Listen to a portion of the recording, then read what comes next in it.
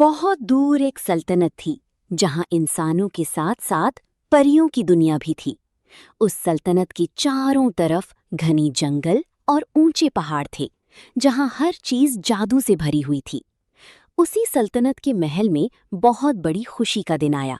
पूरा महल सजा हुआ था। बादशाह के यहाँ बेटी की पैदाइश हुई थी। मलिका अपनी बेटी को गोद में लिए बार बार चूम रही थी। इस बच्ची का नाम रखने के लिए दूर दूर से परियां बुलाई गईं। हर परी आकर दुआ देती।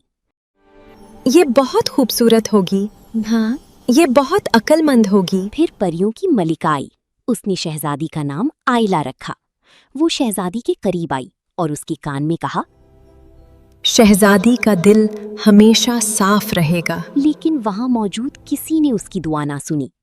मलिका बोली, मैंने आप सबको बुलाया है, तो आपको मेरी बेटी के लिए कोई अजीम तोहफा देना चाहिए। दौलत, हुस्न या जादू। ये बात सुनकर परियों की मलिका को गुस्सा आ गया। वो बोली, क्या तुम्हें लगता है हम सिर्फ तोहफे देने आते हैं? महल में सन्नाटा छा गया।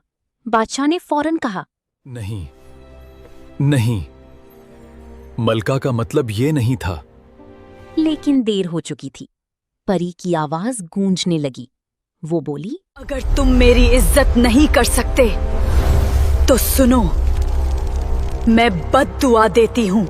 जब तुम्हारी बेटी 18 साल की होगी तो ये इंसान नहीं रहेगी, बल्कि एक बेजान पत्थर बन जाएगी। पूरा महल खौफजदा हो गया।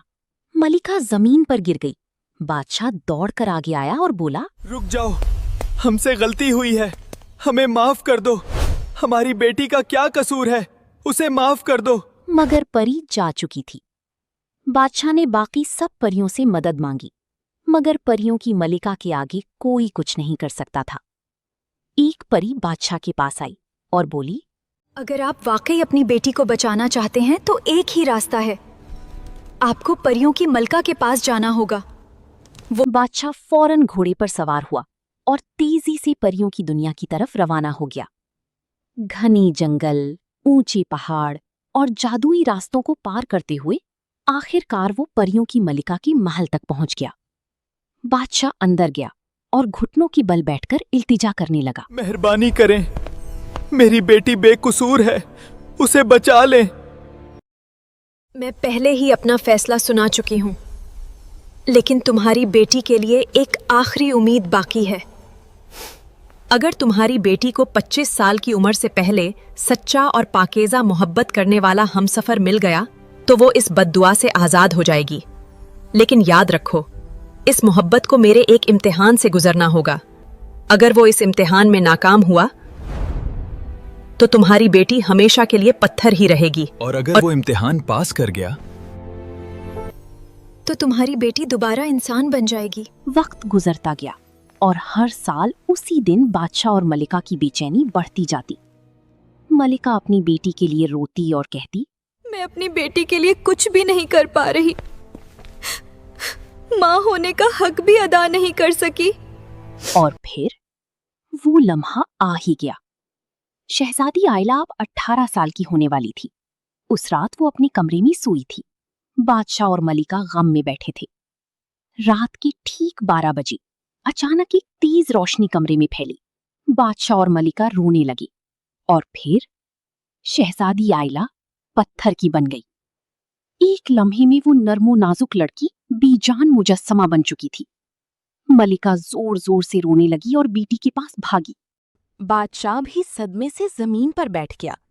चंद ही घंटों में ये खबर पूरी सल्तनत में फैल गई। शहजादी आइला पत्थर बन गई है। नहीं, ये कैसे हो सकता है? बादशाह की बेटी अब इंसान नहीं रही। शहजादी के पत्थर बन जाने के बाद पूरा महल वीरान हो गया। बादशाह ने दरबार सजाने का हुक्म दिया। पूरे महल में सिपाही खड़े हो गए, वजीर जमा हो गए और बादशाह ने बुलंद आवाज में कहा, पूरी सल्तनत में ऐलान कर दो, जो भी मेरी बेटी शहजादी आइला को इस बद्दुआ से आजाद करेगा, मैं उसे अपनी पूरी सल्तनत दे दूंगा। महल में सरगोशियां होने लगीं। ये ऐलान दूर दूर तक फैला दिया गया। हर शहर, हर गांव और हर सरजमीन तक ये खबर पहुंच गई। ये सुनकर दूर दराज से शहजादी आने लगी। कोई बहादुर घोड़े पर सवार आया, कोई अपनी फौज के साथ, कोई खुद को ताकतवर जादूगर समझता हुआ आया। हर एक के दिल में एक ही ख्वाहिश थी, सल्तनत हासिल करना। वो महल में आते, बादशाह के सामने झुकते और कहते, हम शहजादी को बचाने आए हैं। इसके लिए तुम्हें परियों की मलका के इम्तिहान से गुजरना होगा। कैसा इम्तिहान? ये एक जादुई और खतरनाक आजमाइश है जिसमें जान का खतरा भी हो सकता है। एक शहजादा घबरा कर बोला, ये तो नामुमकिन है।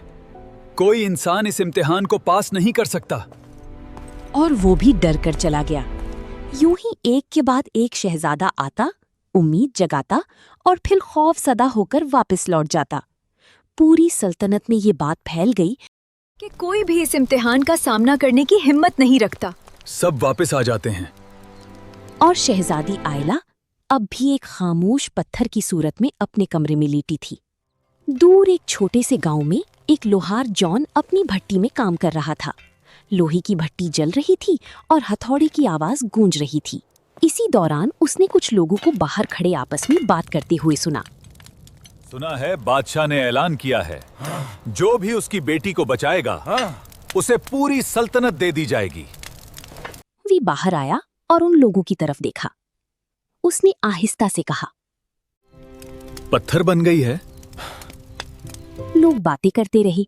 कोई डर रहा था, कोई मजाक उड़ा रहा था, मगर जॉन खामोश खड़ा सब सुनता रहा।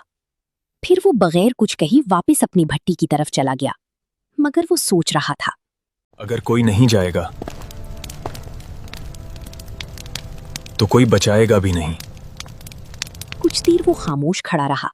फिर उसने भट्टी बुझा दी, अपने हाथ साफ किए और बगैर किसी को कुछ बताए वो महल की तरफ चल पड़ा। लंबा सफर तय करके महल तक पहुंच गया। दरवाजे पर खड़े सिपाहियों ने उसे रोका।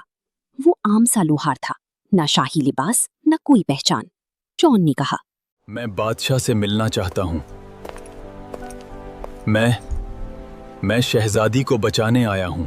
सिपाही एक दूसरे की तरफ देखकर हंसने लगे कि जो बड़ी बड़ी शहजादी न कर सकी वो ये कैसे कर लेगा, और उसे अंदर जाने दिया। जॉन दरबार में दाखिल हुआ। बादशाह अपनी तख्त पर बैठा था। वो आगे बढ़ा और बोला, बादशाह सलामत, मैं आपकी बेटी को बचाने आया हूं। तुम जानते हो ये काम कितना खतरनाक है। बहुत से लोग कोशिश कर चुके हैं। जी मैं जानता हूं। लेकिन अगर कोई कोशिश ही नहीं करेगा तो उम्मीद भी खत्म हो जाएगी। अगर तुम वाकई ये कर सकते हो तो परियों की मलका के पास जाना होगा। मैं तैयार हूं। जॉन परियों की मलिका के महल पहुंचा। महल इतना खूबसूरत था कि हर तरफ रोशनी ही रोशनी थी।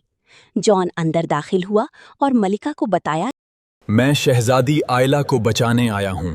मलिका बोली, अगर तुम वाकई शहजादी आयला को बचाना चाहते हो तो तुम्हें एक इम्तिहान से गुजरना होगा। तुम्हें अंधेरे जंगल में जाना होगा और वहां मौजूद ऊंचे पहाड़ की चोटी तक पहुंचना होगा। वहां से सुनहरी फूल लाना होगा। ये वो जगह है जहां से आज तक कोई वापस नहीं आया। क्या तुम फिर भी जाओगे? मैं जाऊंगा।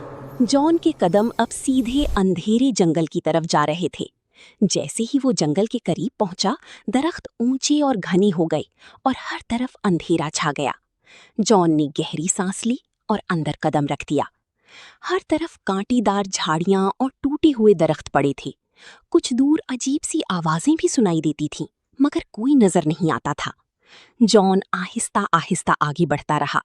अचानक उसे किसी जानवर की रोने की आवाज सुनाई दी। वो फौरन आवाज की तरफ गया। वहां एक जख्मी शेर जमीन पर पड़ा था। उसकी हालत बहुत खराब थी। जॉन को मालूम था कि ये जगह खतरनाक है, मगर वो इस जानवर को यूं छोड़ नहीं सकता था। उसने अपनी चादर फाड़कर उसके जख्म पर बांधी और उसे पानी पिलाया। कुछ देर बाद शेर आहिस्ता आहिस्ता उठने लगा और फिर अचानक एक रोशनी सी फैली। जॉन हैरान रह गया। उसके सामने वो शेर एक खूबसूरत परी में बदल गया। परी ने नरमी से कहा, मैं इस जंगल की मुहाफिज हूँ और तुम पहले इंसान हो जिसने अपनी जान की परवाह किए बगैर किसी की मदद की। बताओ, तुम्हें क्या चाहिए? जॉन ने उसे बताया कि वो शहजादी आयला के लिए सुनहरी फूल लेने आया है। परी ने सर हिलाया और बोली, आओ, मैं तुम्हें वहां ले चलती हूँ। वो जॉन को जंगल के अंदर एक ऊंचे पहाड़ तक ले गई। वहां सुनहरी फूल चमक रहा था। उसने हाथ बढ़ाया और फूल तोड़ लिया। जॉन ने परी का शुक्रिया अदा किया और वापस परियों की मलिका के महल की तरफ रवाना हो गया। महल पहुंचकर जॉन ने फूल मलिका को दिया। मलिका ने हैरान होकर कहा, तुमने वो कर दिखाया है जो आज तक कोई नहीं कर सका। अब तुम्हें पत्थर के पहाड़ तक जाना होगा। वहां एक जादुई पत्थर है जिसके अंदर अंगूठी बंद है। यही अंगूठी शहजादी आयला की किस्मत बदल सकती है। यही सुनहरी फूल तुम्हें रास्ता दिखाएगा। उसने जॉन के हाथ में मौजूद सुनहरी फूल की तरफ इशारा किया। जॉन सुनहरी फूल को हाथ में थामे पत्थर की पहाड़ की तरफ चल पड़ा। जॉन सुनहरी फूल की रोशनी के पीछे चलता रहा। आखिरकार वो पत्थर की पहाड़ की दामन तक पहुंच गया। सामने एक बहुत बड़ी चट्टान थी। सुनहरी फूल अब तेजी से चमकने लगा। जॉन ने गहरी सांस ली और आगे बढ़ा। फिर अपनी औजार निकाले। वो लोहार था और उसके हाथ में हुनर था। उसने पहले पत्थर की साख्त को समझा, हर दरार और हर कमजोर जगह को गौर से देखा। फिर अपनी छीनी और हथौड़ा संभाला। जॉन ने एहतियात से पहला वार किया, फिर दूसरा। कुछ लम्हों बाद पत्थर में एक दरार पड़ गई और हल्की सी रोशनी बाहर आने लगी। जॉन ने आखिरी बार पूरी जोर से वार किया। चट्टान आहिस्ता आहिस्ता खुल गई और उसके अंदर से एक चमकती हुई अंगूठी बाहर आ गई। जॉन ने वो अंगूठी अपने हाथ में ली और महल की तरफ चल पड़ा, जहां शहजादी आयला उसके इंतजार में थी। महल पहुंचते ही जॉन बादशाह के पास गया और उनको सारी बात बताई। फिर वो अंगूठी लेकर शहजादी के कमरे में गए। शहजादी आयला अब भी पत्थर की थी। जॉन आहिस्ता से आगे बढ़ा और अंगूठी शहजादी आयला की उंगली में पहना दी। अचानक अंगूठी से तेज रोशनी निकली और पूरे कमरे में फैल गई। पत्थर की सतह आहिस्ता आहिस्ता टूटने लगी और शहजादी आयला दोबारा जिंदा इंसान बन गई। पूरा महल खुशी से गूंज उठा। बादशाह और मलिका बेटी को जिंदा देखकर रोने लगे। कुछ वक्त बाद बादशाह ने दरबार में ऐलान किया, आज से जॉन सिर्फ एक लोहार नहीं बल्कि इस सल्तनत का शहजादा है और मैं अपनी बेटी आयला का निकाह उसके साथ करता हूँ। और यूं कुछ ही अरसे बाद शहजादी आयला और जॉन की शादी हो गई।